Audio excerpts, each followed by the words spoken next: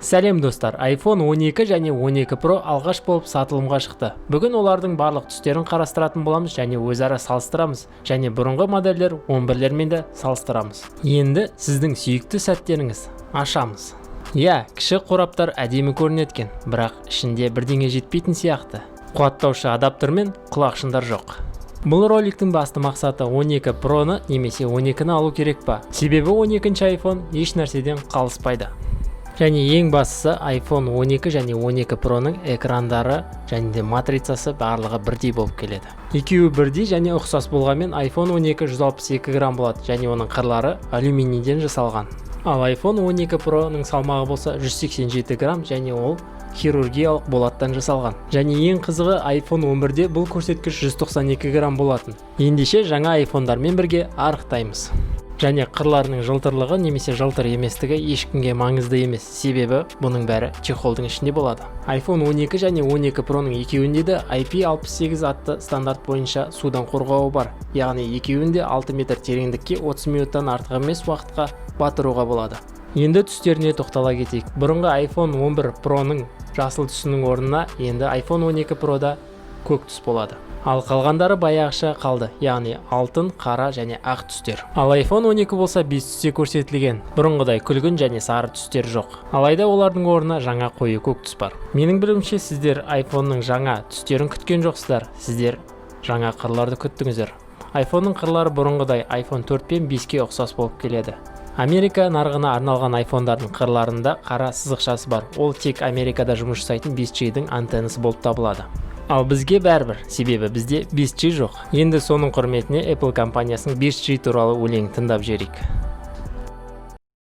We're bringing 5G. 5G, 5G, 5G, 5G is the 5G. 5G, 5G, 5G, 5G, 5G, 5G, 5G, 5G, 5G, 5G, 5G,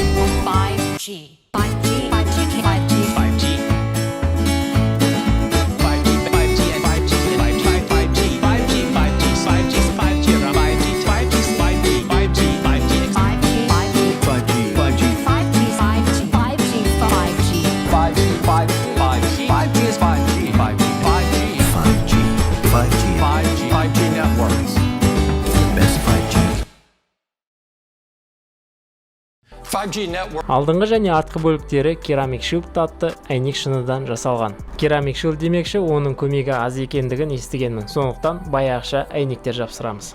Ал артқы бөлігінде NFC чипінің екі модулі бар. Екіншісінің қызметі, яғни сіздің MagSafe қуаттағышыңыздың оригиналдығына көзін жеткізу. Яғни тек оригинал MagSafe-пен ғана сіз 15 ваттық қуатқа күш жеткізе аласыз. Ал қалған оригинал емес қуаттағыштармен тек 7 ватт қана беріледі. Және iPhone 12-лердің артында магнит бар екенін білеміз. Яғни біздің тоңазытқышымызға бұл жабыса ма екен деген сұрақ туындайды. Жоқ, жабыспайды. Ол кері магнит. Енді дисплей. iPhone 12 мен 12 Pro-да 6.1 дюймді OLED дисплейлер болады.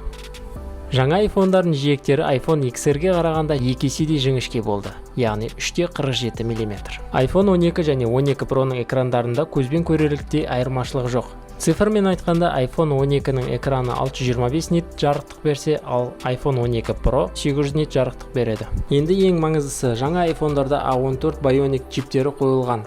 Яғни бұл мобильдік құрылғылардың ішіндегі ең қуаттысы. iPhone 12-де оперативтік жады 4 ГБ, ал 12 Pro-да 6 ГБ. Енді жұмыс жасау ұзақтығы жайлы айтайық. Естеріңізге сала кетейін, iPhone-дардың қалыңдығы азайды, жаңа экрандар үлкейді және энергетикалық тиімді A14 Bionic чипі қойылды. Жалпы алғанда жаңа iPhone-дардың жұмыс жасау уақыты өзгермеді. Яғни бұрынғы iPhone-дармен бірдей жұмыс жасайды. Ал 20 Гц экран болған кезде бұндай нәтижеге жеткізуде мүмкін емес еді.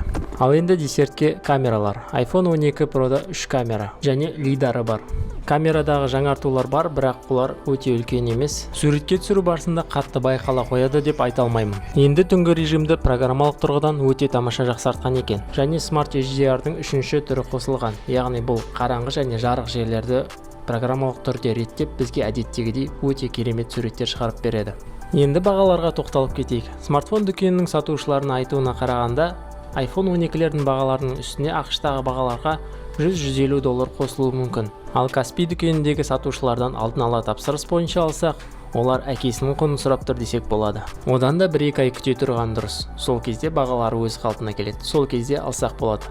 Ал тым асығыс болсаңыз, сіздерге бұрынғы 11 Pro және 11-лерді алған дұрысырақ болады. Себебі ондай қатты өзгерістер де жоқ, ондай қатты инновация, революция да болған жоқ. Сондықтан ешқандай кемшілік көрмейсіз. Бір ғана лидары үшін iPhone 12 Pro-ны алудың қажеті де жоқ. Ал сізге қалайда iPhone 12 алу керек болса, онда Dashirak немесе Roltonды таңдай беріңіздер. Соны комментарийға жазыңыз. Сізге қайсысы ұнайды?